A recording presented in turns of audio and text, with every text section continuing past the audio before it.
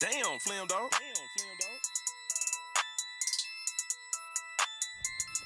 The 2018-2019 Toronto Raptors were heading into the season with a lot of turnover. Following another disappointing playoff exit the prior season, the Raptors decided to fire their head coach, the NBA's reigning Coach of the Year, Dwayne Casey, and replace him with his former assistant and G League coach, Nick Nurse.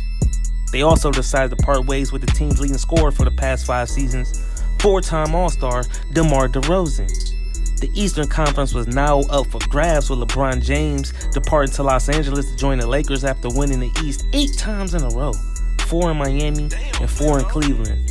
With the DeRozan deal done, they gambled, trading for a superstar in the final year of his contract. Y'all know who he is. I'm a fun guy. That's right, kids. Kawhi Leonard, the 2014 Finals MVP and 2-time Defensive Player of the Year, was now coming to Toronto after things got weird in San Antonio. After Leonard fucked up his ankle after landing on the foot of Dirty Warrior center Zaza Pachulia in Game 1 of the 2017 Western Conference Final. And yeah, I said Dirty Warrior center Zaza Pachulia because that's a dirty motherfucker. Leonard missed most of the 17-18 season with a quad injury. Even after Spurs doctors cleared him to play, Leonard sought a second opinion. It was a heated players-only meeting, and a lot of quotes from Uncle Dennis, Kawhi's uncle Dennis Robinson, on behalf of Kawhi. All I know is Kawhi ended up only playing 8 games, and he got traded that offseason. And this season, Kawhi would continue to rehab, setting his own minutes restrictions and not play most back-to-back nights, and go on to popularize the now phrase known in the NBA as load management. The Raptors had a fantastic regular season, winning 58 games and acquiring former All-Star and Defensive Player of the Year Marc Gasol from the Memphis Grizzlies to add to their core of Serge Ibaka, Kyle Lowry, and the NBA's Most Improved Player of the Year, Spicy Pete Pascal Siakam, to go along with Kawhi Leonard. They were poised to finally get over the hump. But as we all know, in most things in life, it's a process.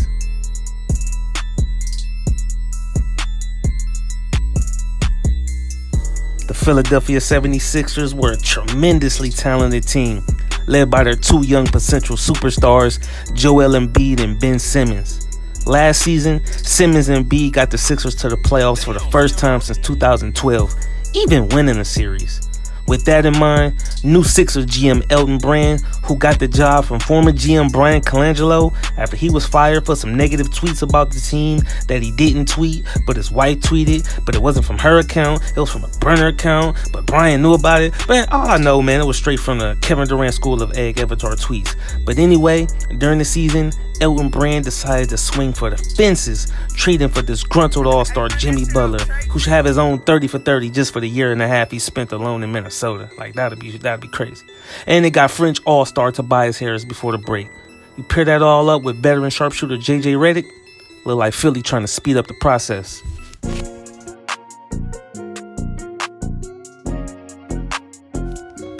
Game 1 in Toronto, electric atmosphere. And of course, the Raptors' unofficial mascot, Lord of the Six, Drake, was in attendance, looking like a Crip tablecloth, getting the fans all turned up. But Game 1 was all about Kawhi. When I say it was all about Kawhi, he got inside, he got outside, mid-range, just total control of the game, pouring in 27 points in the first half alone. Toronto, they also got 22 from Pascal Siakam. Great overall play for Marc Gasol, helped them get out to a big lead early. But them 76ers, they would fight back. Led by the player Joel Embiid and Tobias Harris, he knocked down a couple big threes to cut the lead to 9 at the break. The 76ers came out hot in the second half, led by JJ Redick's 5 3-pointers in the third quarter to cut it to 4. But Toronto said, nah, we ain't having none of that. They was able to push that lead back to double digits. And that was murder she wrote. Because Kawhi was simply unstoppable. He did whatever he wanted to do offensively and was dominant defensively. Kawhi would finish the game with 45 points and 11 rebounds in an emphatic 108-95 victory for the Raptors.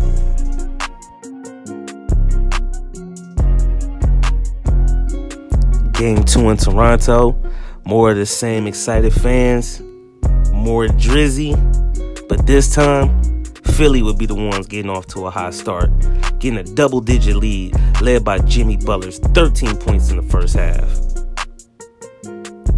And they got a nice surprise performance from James Ennis, coming off the bench making big plays. He put in 12 points in the first half. Toronto trailed by as much as 19 in the first half, but a late rally led by Kawhi Leonard, but the late three by Danny Green cut the lead to 13 heading into the locker room. In the second half, the Raptors would come out strong, almost immediately cutting the lead down to 4 as the teams went back and forth throughout the third quarter. The Sixers would close out the third quarter with a 6-point lead. A short rest for Kawhi Leonard in the fourth quarter would see the 76ers get the lead back up to 13. Then here comes Kawhi as the Raptors rally to cut the lead to 4 on this Pascal Siakam three-pointer with 2:41 to play.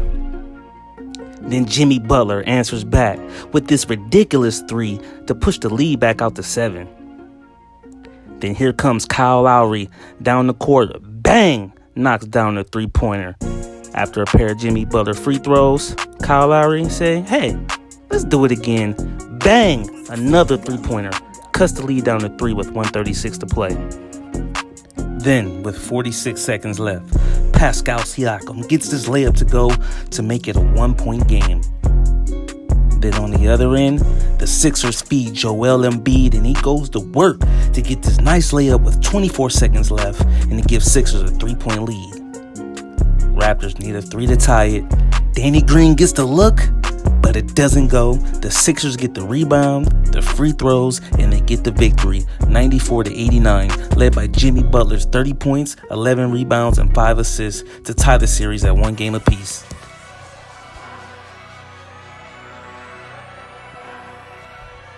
Game 3 in Philly was a raucous atmosphere, with the Sixers ready to take control of the series by grabbing a 2-1 lead on their home floor. It was a back-and-forth first quarter, both teams playing high-intensity playoff basketball. That 8-0 run to start the second quarter put Philly out double digits, and the dominance of Joel Embiid with 18.7 boards and 2 blocks in the first half go ahead and put Philly up by 11 at the half, despite strong performances by Kawhi Leonard and Pascal Siakam. In the second half, it was back and forth with Toronto trying to make it a single-digit deficit. Kawhi has just been sensational in this series, and he will finish the game with 33 points. But this night would belong to one Joel Embiid. He did all the banging inside, getting rebounds, slamming home the dunk, hitting threes, making beautiful passes, and most importantly, he's just being Joel Embiid, having fun and talking shit. This play right here just pretty much sums up the night for Joel Embiid. Oh, he's loving it. The fans are loving it. AI's loving it. And the Sixers going to win 116-95, led by Joel Embiid's 33 points and 10 rebounds as they grab a 2-1 series lead.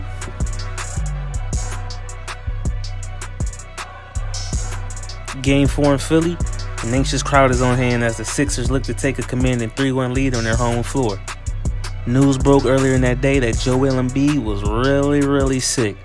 He was reportedly throwing up all night Saturday night and needed an IV at 6 a.m., and his status was uncertain for the 3:30 tip-off on Sunday.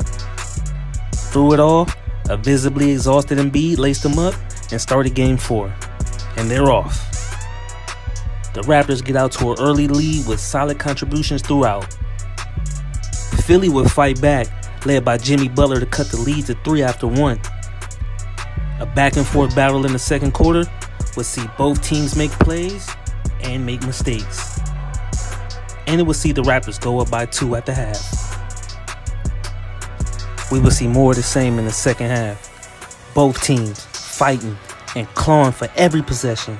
These players know the stakes of this game and this high-level intensity playoff basketball. Like my man Rasheed Wallace say, both teams play hard, my man. Game tie heading into the fourth quarter, a back-and-forth battle into the final minutes of the fourth. After 2 Kawhi Leonard free throws put the Raptors up by 4, JJ Redick come down and hit this 3 to put the Sixers within 1 with just over 2 minutes to play. A few possessions later, Kawhi buries this 3 to put the Raptors up by 4 with a minute left. Then after this missed 3 from the corner by Tobias Harris, that was pretty much it. The Raptors rolled to a 101 96 victory, led by 39, 14, and 5 from Kawhi Leonard. While Game 3 hero Joel Embiid, who came into the game ill from vomiting all night, his performance in Game 4 made Sixers fans want to puke, as he would finish the game with just 11 points on 2 of 7 shooting.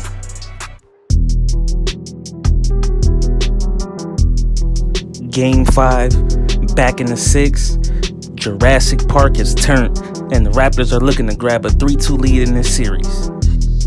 The first quarter saw both teams going back and forth in a hotly contested battle that saw the Raptors going up by 1 after the first quarter. But the second quarter will belong to the Toronto Raptors. Pascal Siakam setting the tone with a strong overall performance in the first half. Danny Green coming up huge in the second quarter, going 3 from 3 from downtown. And of course, the fun guy, continuing to leave his imprint on this series and the entire postseason with his phenomenal play. The Raptors would go into the break with a 21-point lead after this emphatic slam by Kawhi Leonard. Just incredible. The second half would see more of the same dominance from the Toronto Raptors from all angles. They hit 8 threes in the second half, and this monster jam by Kawhi Leonard over Joel Embiid? Woo! The Raptors were rolling. The Sixers never even got close. Now they're on the brink of elimination after this Raptors win in a rout, 125-89. Now the Raptors only stand 1 win away from the Eastern Conference Finals.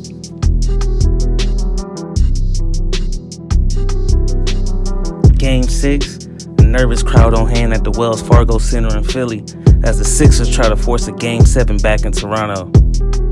Philly would come out strong, with strong play throughout led by Jimmy Butler and Ben Simmons. Put the Sixers up by 8 after 1. The Sixers' high 3-point shooting to start the second quarter would put them up by as much as 19. But Kawhi and the Raptors would fight back to cut the lead to single digits in the second quarter. But Jimmy Butler would close out the first half strong, hitting this little jumper, then ripping Kawhi on the other end and getting his layup before the half to put the Sixers up by 15 headed into the break, led by Jimmy Butler's 19 points in the first half. In the second half, we see the Raptors fight hard as they were able to cut the deficit to 9 with 4 minutes to play in the third quarter. But this was just Philly's night. They dominated both ends of the floor, and their stars showed up big, playing their biggest game and the biggest game of the year. With Jimmy Butler giving you 25, 8, and 6, 21, 8, and 6 from Ben Simmons, and Joel Embiid giving you 17 and 12, the Sixers get the win, 112-101 to tie the series and force the best 2 words in sports.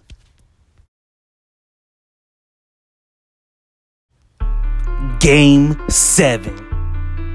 Back in Toronto, it's win or go home. Both teams is ready to go in this intense playoff atmosphere, and the nerves of Game 7 would show early, as it would be nearly 5 minutes into the game before the Sixers would get their first points. The Raptors wouldn't do much better, as they shot 5 of 24, 20% in the first quarter, but still had an 18-13 lead after the first. The second quarter would see both teams shoot the ball much better in this high-intensity back-and-forth playoff battle. Kyle Lowry will leave the game after injuring his finger, but soon will return. Hey, it's Game 7. And you can feel it through your TV at home. After a hard-fought first half, the Raptors would come away with a 4-point lead.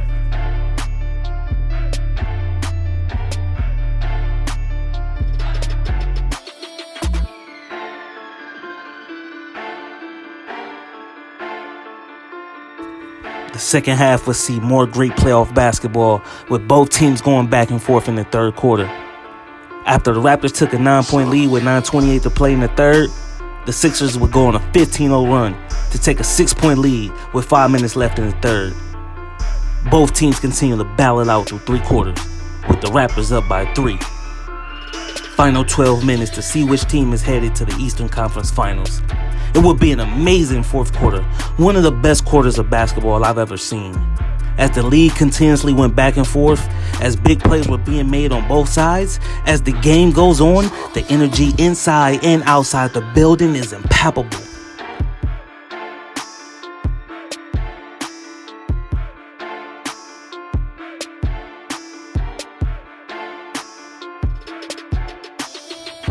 After this J.J. Redick and one would tie the game at 85 with 3:29 left to play in this series. A few possessions later, Kawhi knocks down this long jumper to take the lead, and this ill-advised pass by Tobias Harris goes the other way for Pascal Siakam layup. Now the Raptors are up by 4. Joel Embiid works it inside and gets a foul, and he would make both free throws, cutting the lead to 1. The Sixers immediately foul Kawhi, putting him on the line. He would make the first but miss the second. Tobias Harris gets the rebound, quick outlet to Jimmy Butler, and he took it all the way to the cup to tie the game at 90 with 4.2 to play. Now it comes down to the final possession for Toronto, who could win it in regulation. If not, they're headed to OT. The way this game is going, the way this series is going, it seemed like the basketball gods were ready to bless us with a Game 7 overtime thriller in this fantastic series. But the basketball gods, they actually had something else in mind. It's off to Leonard, defended by Simmons. Is this the dagger?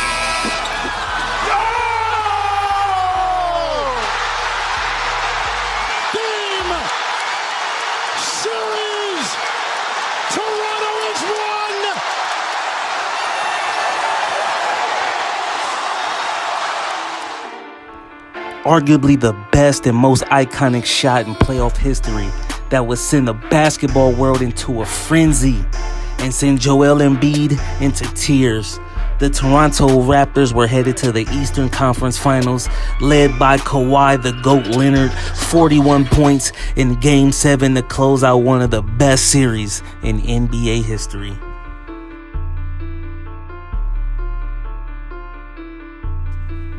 After that win against the Sixers, the Raptors would knock off the top-seeded Bucks and league MVP Giannis Antetokounmpo in 6 games to secure the franchise's first ever NBA Finals appearance.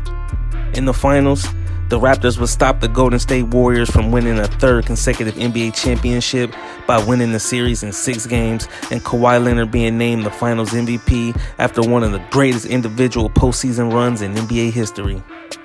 But here at What a Series, we like to explore the what-ifs. What if Kawhi's shot at the end of regulation doesn't go and the Raptors lose to the Sixers in overtime? This is an interesting one because there's really no clear-cut answers in this one. 76ers vs. Bucks series? Very debatable on who would have won that series. I tend to favor the Bucks because Philly, they can't quite do what Toronto was able to do defensively against Giannis. And in the final series against the Warriors, without Kevin Durant, because I believe he re-injures that Achilles if he plays 9 out of 10 times. And I think the Bucks are NBA champions, and Giannis already has a ring under his belt, and maybe he signs an extension with Milwaukee. And maybe there's no Giannis free agency drama coming up. Even if the Sixers beat the Bucks, I still think they beat the Durantless Warriors, especially if Klay is hurt. And now the Sixers are NBA champions? How does that affect the free agency of Jimmy Butler and Tobias Harris? Let me know what you think in the comments. What we do know is this 2019 Eastern Conference Semifinals series was won in a tight game on one ridiculous shot. What a series.